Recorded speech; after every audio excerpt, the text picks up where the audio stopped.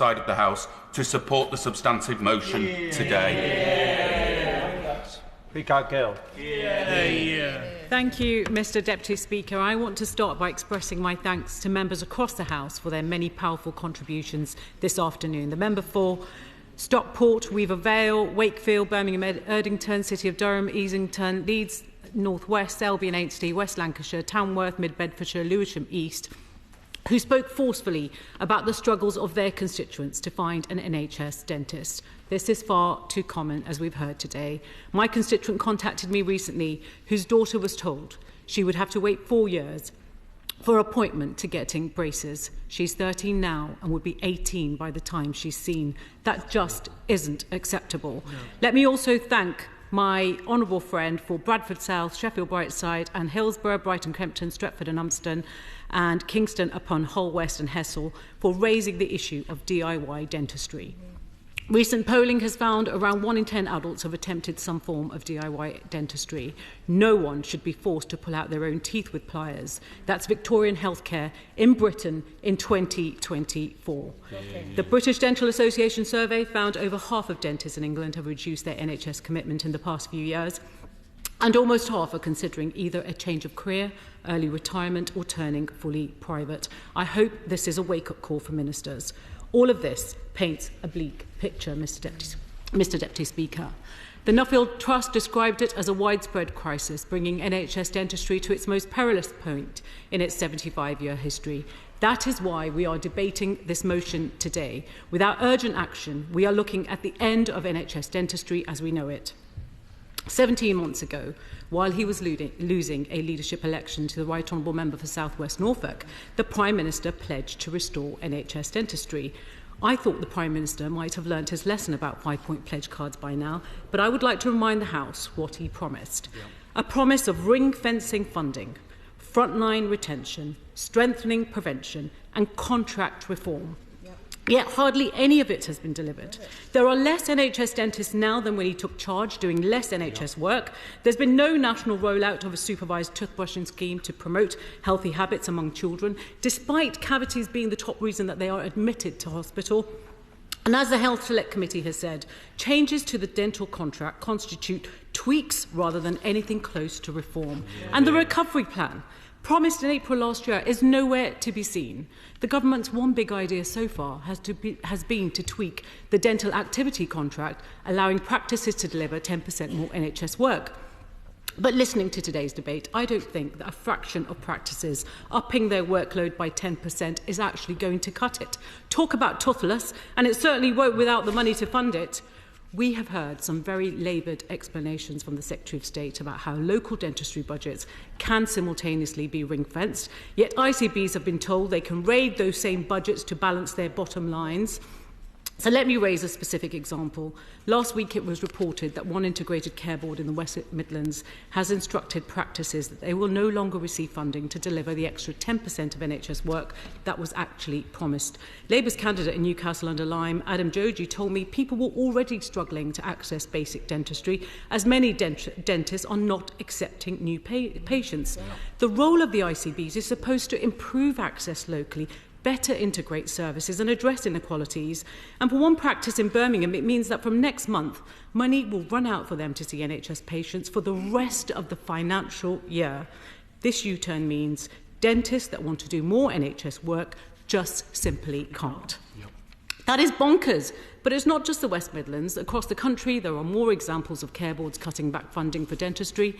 8 out of 10 practices aren't taking on new NHS patients, and people are not just pulling their own hair out, but their own teeth because they can't get an appointment. One local dentist in Birmingham said, the system is on the verge of collapse, and the only stakeholder that will eventually lose out is the patient. That's not restoring NHS dentistry, Mr Deputy Speaker. That, to me, is another broken promise. Does the Minister know how many other ICBs are withdrawing funding?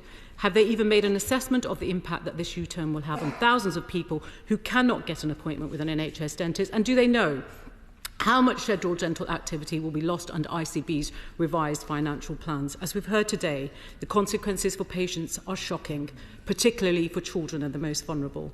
Tooth decay is the #1 reason for hospital admissions among children aged 6 to 10. Tens of thousands of children are left in pain for months, if not years, waiting for these procedures, facing difficulties learning, eating and sleeping.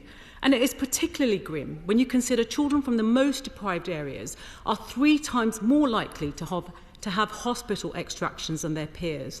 How can the government hope to level up opportunity for every child in Britain when some are in too much pain to actually even concentrate at school? 60,000 school days were lost to this last year.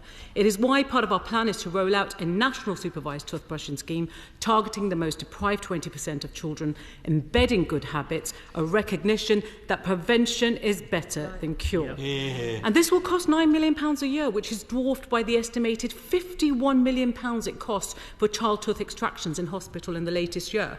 And we on this side of the House actually understand good economics, that dealing with issues early saves cases worsening and ending up in secondary care, which puts pressure on hospital and costs the taxpayer far more. So while the government has been rolling back its ambitions, we on this side will ramp them up. Our motion today proposes giving dental practices extra money to run urgent care programmes, to give people access to timely acute care that they simply cannot get right now. And we will fund an extra 700,000 urgent appointments a year from revenues generated by abolishing the non-dom tax status. Not only is this costed, it's deliverable, it's doable, because dental practices have the capacity to deliver this. The issue is they don't have a government with a plan that gives them the certainty that they need. Our constituents need dental appointments far more than the wealthy need tax breaks. And I'm grateful to colleagues who have raised the issue of the current dental activity contract. They are right, it's no longer fit for purpose. And I think ministers know this, despite pledging to reform it 14 years ago, but have failed to clearly do so. Do they share my concern that without wider reform to tackle retention issues in NHS dentistry, recruitment alone will be like trying to fill a leaky bucket?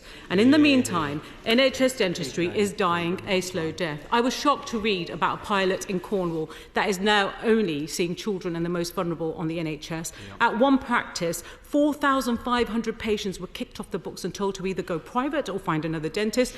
This is what we can expect under 5 more years of the Conservatives. Dentistry for a few and everyone left to sink or swim. We on this House will never accept that. Mr Deputy Speaker, this is an issue that crosses party lines and is as desperate in many Conservative constituencies as it is in Labour ones. We've got very good data on dentistry practices that are self-reported whether they can take on new NHS patients. In Milton Keynes North, 12 out of 12 practices aren't accepting any new adult patients. In Bassett Law, 10 out of 10 surgeries aren't accepting new adult patients, and 7 in 10 aren't accepting anyone at all. In Louth and Horncastle, the Health Secretary's own constituency, not a single practice is accepting new adult patients. That's a big constituency, Mr Deputy Speaker. Imagine living on the coast, how far you would have to travel to get an appointment there. I apparently heard that it's about 21 miles to the nearest dentist. Is her message constituents to just get on their bike, or will she back our proposal for a targeted recruitment scheme to train up new dentists in left-behind areas today? The crisis in NHS dentistry is urgent and can't be ignored any longer. The government needs to drop the spin and accept the facts. In the short term, services need to be put on a sustainable footing, and in the long term, we need deeper reform to ensure everyone who needs an appointment can get one.